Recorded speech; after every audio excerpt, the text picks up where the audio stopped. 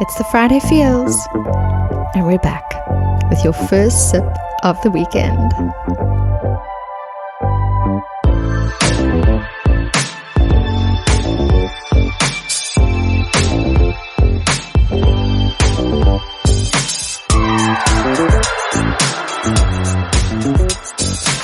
You're now tuned in to this week's episode of Your Happy Hour.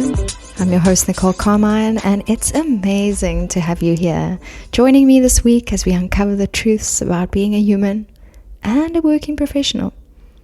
What are you up to this Friday? Well, whatever it is, this moment is just for you.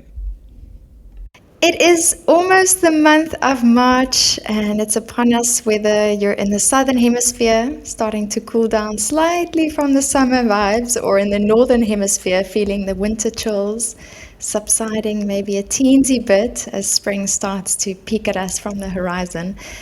It's always an interesting time of the year in March to take a beat and think about how we've maybe steamrolled into yet another season of life and of this year.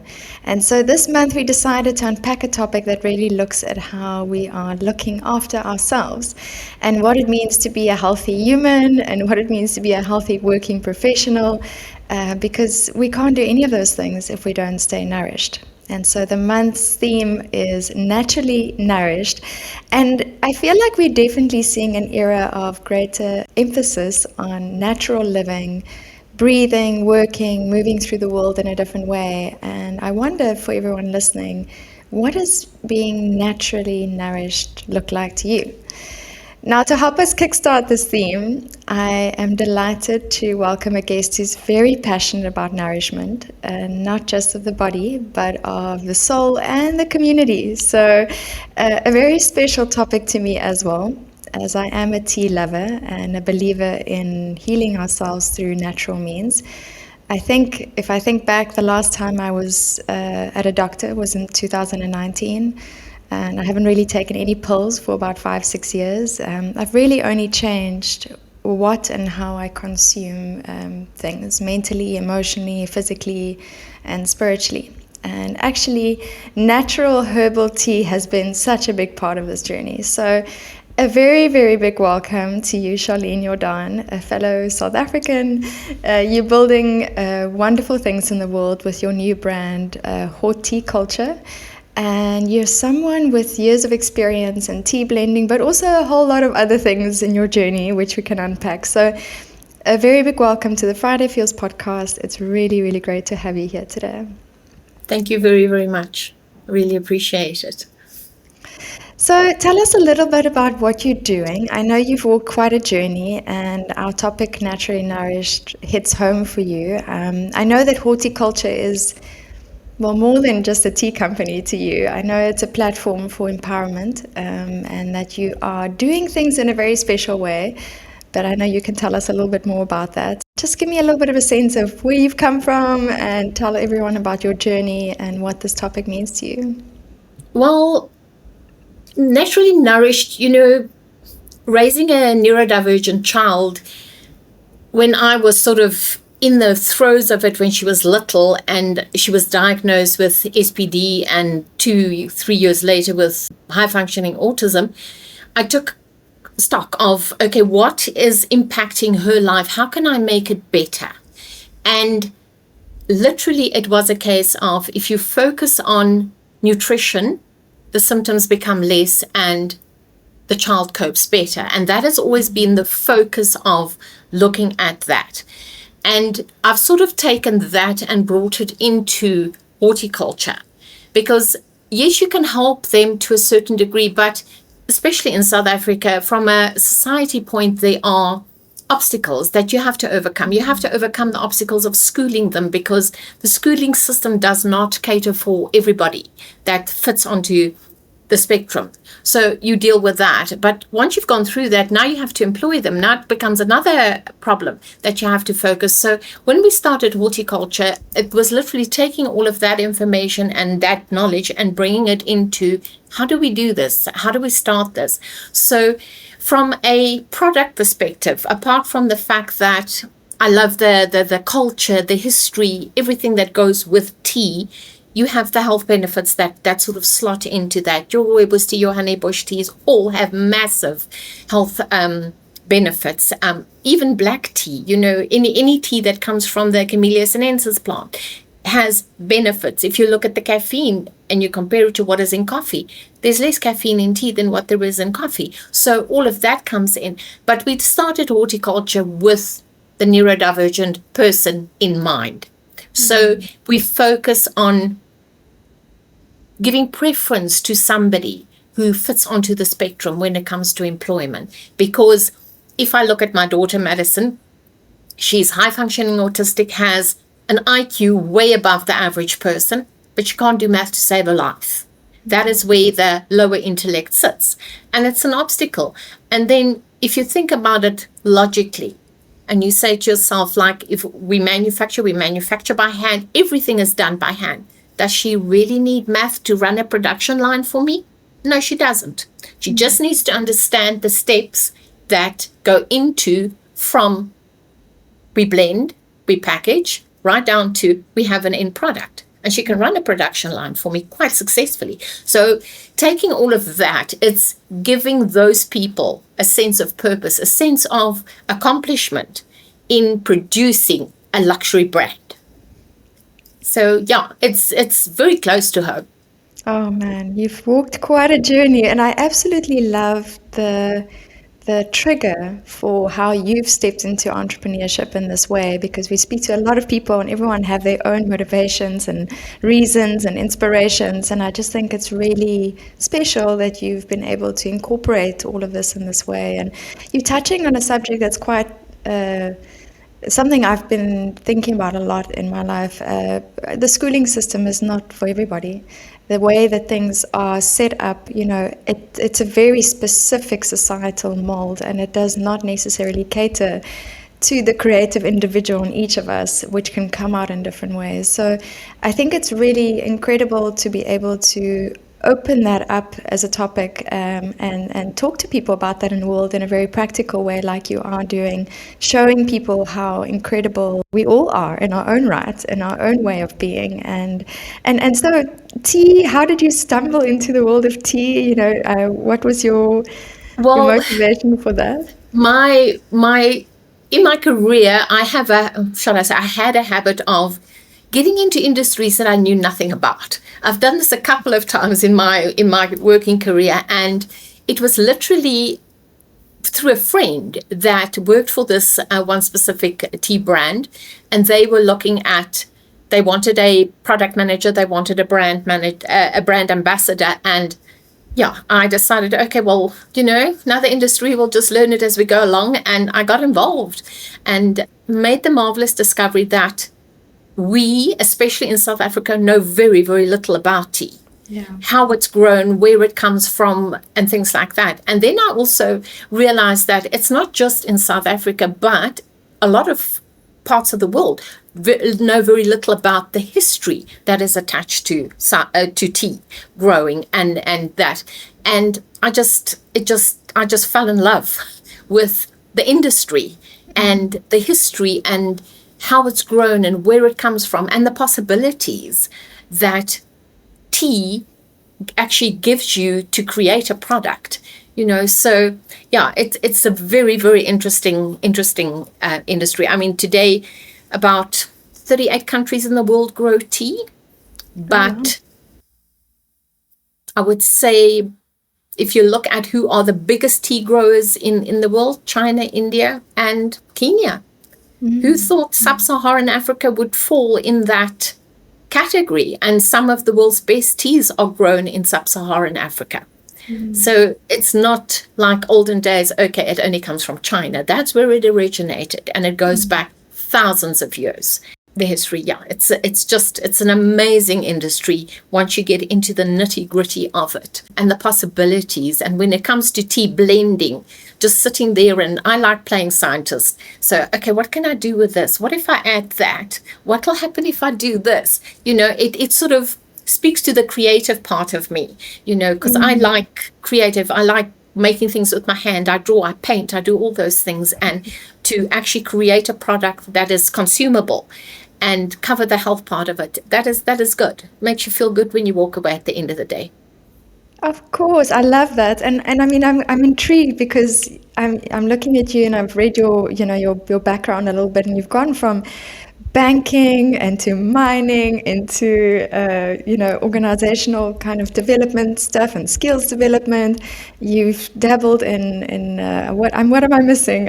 I feel like you've done so much, and you've also actually done quite a bit of chemistry behind what you are doing in the health and wellness space and coaching. So yeah, do you feel like a lot of what you've done has kind of blended into where you are now, or has it been kind of like you say, each industry, and then you kind of pick up from new and go? No, I think it's a mishmash. They do fit together because yes, the mining industry gave me the information on, okay, how is energy generated? Where does it come from? That type of scenario. Banking, how does the banking system work? From there, I did retail, so how does that retail space work? Then I got involved in credit risk management and getting to understand that, because I don't have a financial background. That helped me tremendously in understanding how a company's finances work. Yeah. And from there, moving on, the health and wellness bit came in with medicine. And I got into why, if I change certain things in her diet or I add certain things in her diet, does she cope better? And then I got into the glycan technology. And what does the body need? What do the cells need? Why do they need it? And things like that. And if you look at medical research where that is concerned, I would say 85, if not more % of illnesses, health challenges that people face today come from the lack of glycans in the diet that they consume. And it's all because of how food is grown, how it's processed, what is added to it. But we can't go out and change how they're farming and how they genetically modify certain things. I mean, somebody has to feed everybody on earth. So I understand they solve the problem there. But on the flip side of that, a massive problem has been created. And that is why you end up with when I looked at the stats last, 3 out of 5 children are diagnosed with ADHD. 1 out of 5 children have some sort of autism going on. And less than 8 out of 10 people end up with some form of cancer. And it's all got to do with the lack or the breakdown of cell-to-cell communication in the body because of the lack of the glycan nutrients. So you feed the body the glycan nutrients, you enhance the cell-to-cell communication, and things get better. And it's just taking that and educating people on that. And I could school Madison in mainstream, normal, conventional schooling when she went to primary school. Whereas if I didn't do that and didn't supplement the glycans that she was consuming in her food, she would have had to go to a special school. And in South Africa, the question that you ask yourself is, at what cost? Because special schooling here is frightfully expensive. Yeah. And yes, I homeschooled her through high school because she cannot focus on more than one subject at a time. So I had to find a solution for that single subject focus. And yes, I found that in an American curriculum. And yeah, like I say, she's 21, she holds down a job, but I can also see the minute her whole equilibrium goes out of sync with, hang on a minute, she's not taking the supplements that she should to help her focus and function better. Look, she'll always be autistic, but, and that technology, I mean, I do it in partnership with an American company, but that technology, the glycan technology, sort of aided, if I look back at where are we from a scientific point where that is concerned. In 2022, the Nobel Peace Prize for Chemistry was awarded to a scientist, Caroline Bartosi, for using glycan technology to target deliver cancer treatment. They call it click biochemistry. So it's the same thing. If you focus on what the body needs, what the cells need, you improve everything that happens. Condition might not go away completely, but the symptoms are less. Like if I look at Madison, she copes better. She functions better, and I don't have this, she's overwhelmed and she can't focus and she can't hold down a job. Whereas without it, where would we be? Yeah. So I owe a lot to that. And it's educating people out there who have neurodivergent children that there is a solution, there is a easy way to help the child without going down the road of pharmaceuticals, because that's one big thing that I had a big issue with when she was little, is I don't want to feed her pharmaceuticals, because in the long run that has repercussions. So yeah, so I help people, I hope I do, in educating them with regards to what do they eat, why do they eat it, and maybe try this one, maybe not that one, and see what the result is. And yeah. I feel like everything that you are saying is like resonating through my body, because you touched on the concept of energy and mining. And I think everything that you're talking about is very much about energy. It's about how we're vibrating as humans, our cells are vibrating all the time. How are we nourishing them? And I think, and this is why we're talking about this today, about naturally nourished, because I also have a big issue with pharma, and hence me not taking any tablets for such a long time now. And I feel like there's such fear inducement around that. Whereas when you come from a natural sense, when you come from grounded herbs that come in, that are blended beautifully with love and tea and other things like that, your body will just function better, because you are nourishing it from something that is natural, something that's not processed and created. So firstly, I want to say you're a very brave woman, and I just admire your determination and passion, and it's just such an honor for us to be able to share in this journey that you've walked today. So thank you for sharing that with us, and thank you for bringing such a light to the world in what you do. I think more and more we need to be naturally living like this. And so obviously, I mean, you've touched on this a little bit, but like 10 years ago, you obviously didn't see yourself necessarily doing what you're doing today. But how do you feel about what's coming for the next year, and what's forward for HorTEAculture? What do you have in mind? Well, with HorTEAculture, it is literally just, the focus is at the moment is getting the brand out there. And I'm hoping that in a year's time, no, I'm not hoping, I know in a year's time, it will have found its place in the market, and people will love the brand as much as Celeste and I do. We work on literally, how can we give the best products? That's why our teas are loose leaf teas.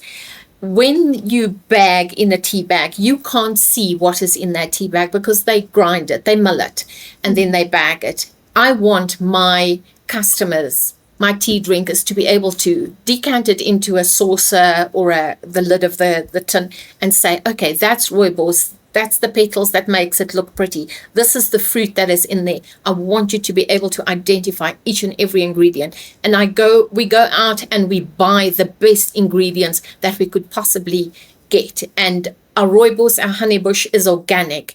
Our black tea is the third best black tea in the world. So it's going out there and saying, we're looking at the nourishment, the natural, the best that I can possibly give you for your money when we put the product together. So we don't cut corners. I don't. If I can't find something, I'll rather shelve it until I can find exactly what I'm looking for. So it's, yeah. And like I say, I hope in a year's time, HorTEAculture will be known for that, and the brand will be out there and part of everybody's household. Oh, yeah, absolutely. And when you know it, then you can feel it, you can see it, then it can be in the world. And so we love that. And as Friday Feels, we're all about being natural humans, making sure that we're good, balanced working professionals. So we'd love to help you along the journey as much as we can, and see how we can maybe there's a Friday Feels blend somewhere in the mix of things. Give me the idea, and I promise you I'll put it together. I love that. But so for a lot of people listening who are working professionals, and we do somehow attract a lot of entrepreneurs to this podcast. What has been the most interesting part of this journey of creating this company? What's been challenging for you, and what have you learned? The interesting part is literally what can I create with raw materials. You end up, you start off with a basic idea, and then as you progress, I end up with, but what if I try this? What will happen if I do that?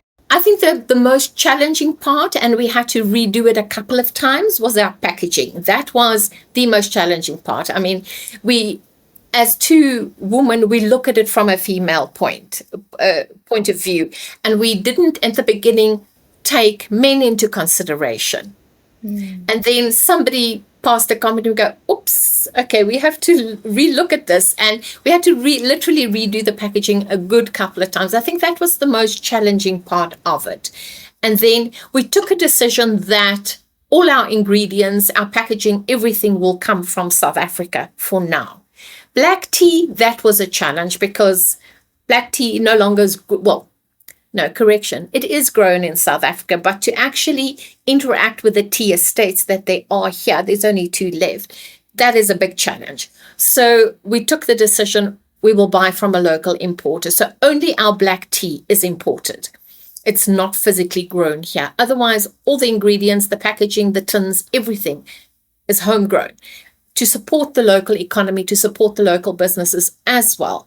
But yeah, I think the most challenging was getting that packaging together and creating something that will stand out and be exceptional and be valued when a customer buys it. Because the tin is unique. It becomes like a collector's piece. And then we decided that we will do refill packaging. So once you've got your tin, you can buy a refill to fill that tin with, because the tins they are exceptional. Branding is such an important part of the process. Yes. I've seen this often, and it's not an easy part. I think it's one of the most challenging humps in the entrepreneurial journey and company creation journey. But once you have that feeling, like you look at it and you feel it and you touch it and this is it, you can't walk back from that. So it's great to hear that you guys have found your feel, your look and feel and touch around it. And so obviously you've walked quite a hard journey in a lot of respects, and you embracing this new journey. And I'm curious, what has been your nourishment and what's kind of been filling your cup, so to speak, along the way? Maybe it's been advice, or someone said something, you read something. What have you carried with you as your motivation? My motivation, I think, comes way before I even looked at, let's do the tea company. It comes with something I've carried with me through a very long portion of my working career. And when I just started out working and things like that and worked for Standard in the banking industry, somebody one day said to me that there's no such thing as a stupid question. And thinking back on it, how often do you get people in a working environment, or any environment for that matter, that don't ask the questions because they feel that the question is silly or irrelevant? But you don't know what you don't know unless you ask the question. And I've always, and maybe that's why I got involved with industries that I knew nothing about, is I always had that with me. And I asked the questions. I made it my business to understand how this industry works and what it comprises of by asking questions. Because I might think it's a silly question, but you asking the question, it's not silly to you because you don't know the answer to it. Otherwise, you wouldn't ask. So I think that has always been what I carry through. And when I look at HorTEAculture, bringing that in and building this brand and taking it out there, and the response that we've had, that is just, it makes me very happy. We've had phenomenal feedback on the product. And that's the nervous part when you start as an entrepreneur and you take a product to market. What is the reaction going to be? So yeah, that's what I take home every day, and what makes me sleep well. I love that. Thank you for sharing that. And yeah, it's true. I think that I sometimes feel that too. I sometimes feel like, hey, I should not ask this question, and I feel silly. But most people have that question on their hearts, whatever it might be. And it's really, I think, part of being a human, that we're here to ask questions and find answers and deep dive into things and explore, because otherwise life gets quite boring. And I'm really glad to hear that you've had that feedback, that you've been able to cultivate, that experience with people. And that's really what life is about. I think when we tackle these entrepreneurial journeys, we do sometimes feel like, oh, we're doing the right thing, and is this going to resonate with people? But when you have that moment where someone gives you that feedback, it is confirmation, and we hope you do keep going. So please do not stop on your journey. And I want to take this quick moment to also say to everyone else listening out there, we wonder kind of, what are you feeling? What is your question? What is your question about being naturally nourished, about natural living, about cultivating some culture of groundedness and how you are consuming in the world, and we want to know all your feels. So please let us know on the socials. We love reading all your messages. And also on this, I just want to give a quick shout out and say thank you so much to our co-nourisher, our co-adventurer along this journey, which is Riverside FM and RSS.com, for making this possible. Thank you for giving us a space to cultivate great conversations like this. And we wouldn't be able to record, produce, and share all of it without you. So anyone who's keen to create some cool content and make it easy, please check them out. And they've given us some wonderful discounts for our audience and community. So you feel free to DM us at fridayfeels.co on Instagram and Facebook, and we'll send the discount code to you. And then I want to do something quickly, and I think it's very much in the topic. We do something called the shout out, Charlene, where every week we find places, spaces, and people that have the feels that really say, give us a good feeling. And today's shout out from me goes to a place in Paris called La Cyclerie, let me say this properly, basically translated the recyclery. And it's an amazing space in Paris. It's located in a former train station, and it's now become like this living space. They're just really doing such an amazing job at raising public awareness of eco-responsible values, doing it in a fun and positive way. And I had some coffee there with a friend the other day, and I just got these good vibes and felt like I just wanted to go back there and spend time.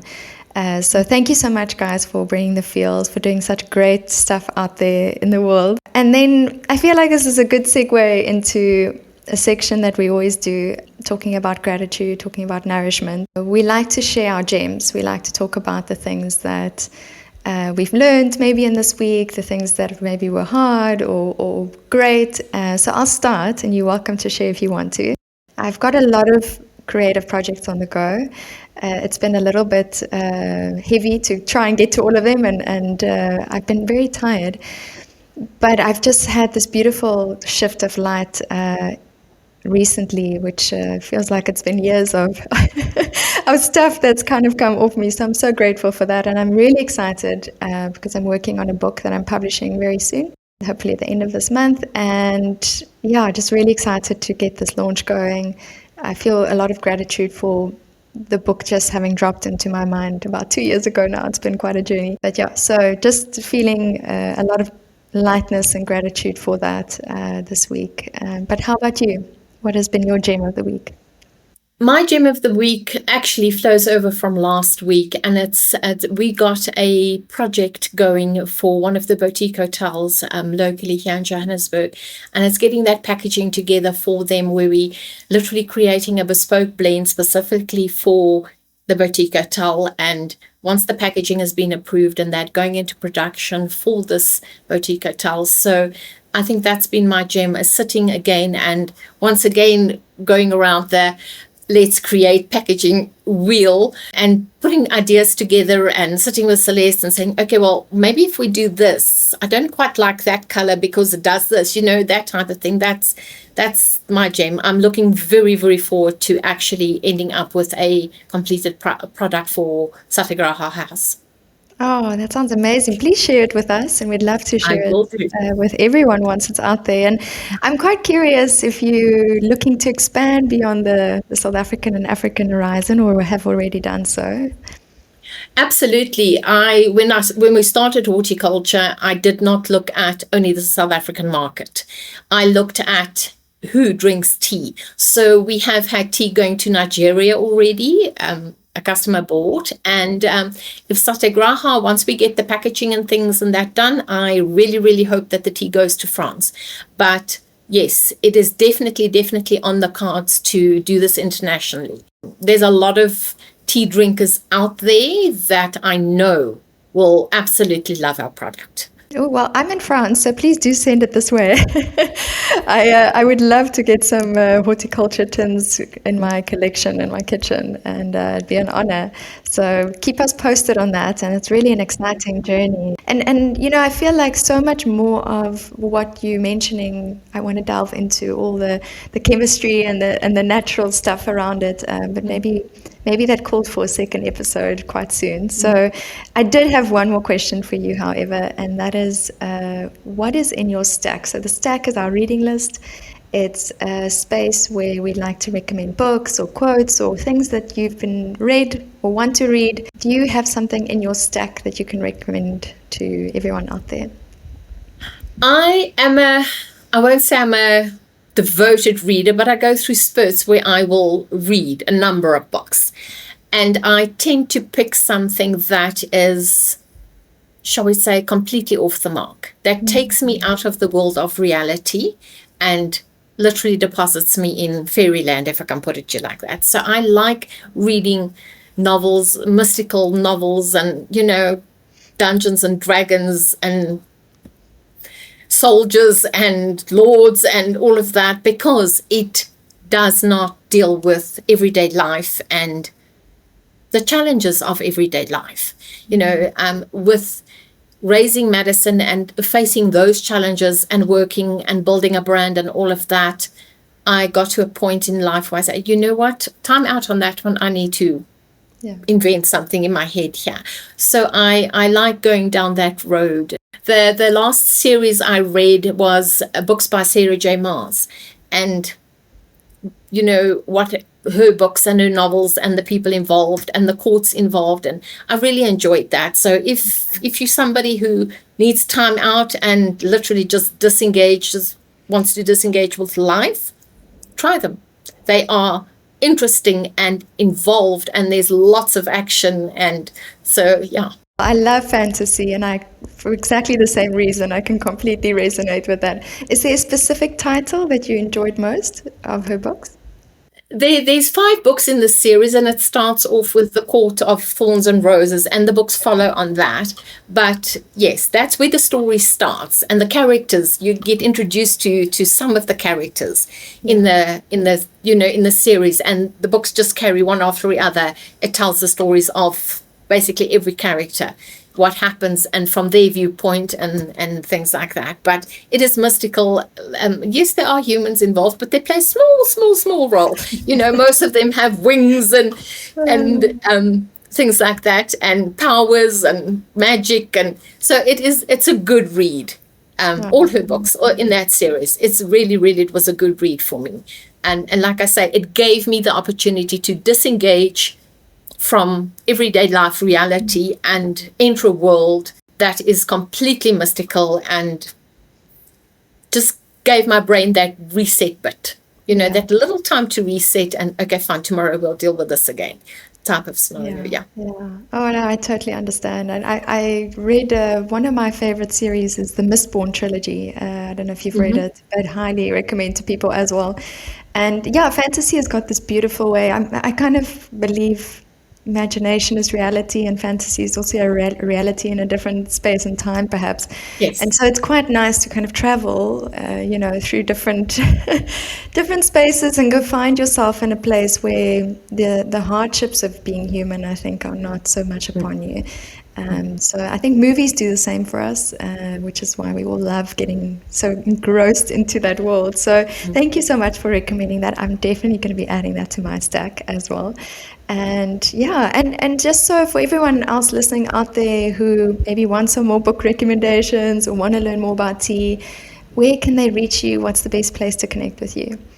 On our social media pages, we've got Facebook, we've got Instagram going, and yes, on the website, all the contact details are there. There's an email address, pop me a mail. My cell phone number also appears on the website. If you want to send me a WhatsApp, by all means. Yeah, and we can connect and chat, and a lot of our teas, and it's going to come up in the blog on the webpage, you can convert into iced tea without it being a major mission. If you want to do that, give me a shout and I'll happily share how to do it. That sounds fantastic. Very much ready for summer feelings, yeah.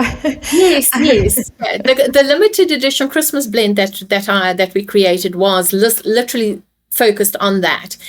I wanted a dual purpose. I wanted you to be able to enjoy it hot, but I also, because we have hot summers here and hot Christmases, I want you to, my customers, to be able to create iced tea out of it, like I say, without it being a major commotion. And the blend worked perfectly. So, yeah. I'm coming to South Africa soon, so I'd love to meet you in person and come have some Absolutely. tea. Some afternoon tea would be really great. And I look forward to having some cold tea as I leave chilly Paris. But thank you so much for coming and sharing a little bit of your journey. I know it's really just the tip of the iceberg, so to speak, and for being so open and honest about everything. And you've just got such a beautiful, natural light about you, which we're privileged to share in the world. So thank you for bringing us tea and natural living. And I'm really excited to see where everything goes for you with HorTEAculture. Thank you very, very much. I really appreciate it. If you haven't just yet, follow Friday Feels on Instagram, Facebook, TikTok, and LinkedIn. You can share with us all your feels this week by tagging us at fridayfeels.co. And you can also find the website at that handle. And now, as you ease into this weekend, take a moment. Celebrate who you've become, what you've overcome, and what is yet to come as you do the crazy and cool things that you do as the authentic you. The truth about life and work is that it's hard, but the beauty is this global working experience that you're in, well, we earn it together. So keep connecting, empowering, and inspiring this week. And of course, keep it raw and real. Until next time.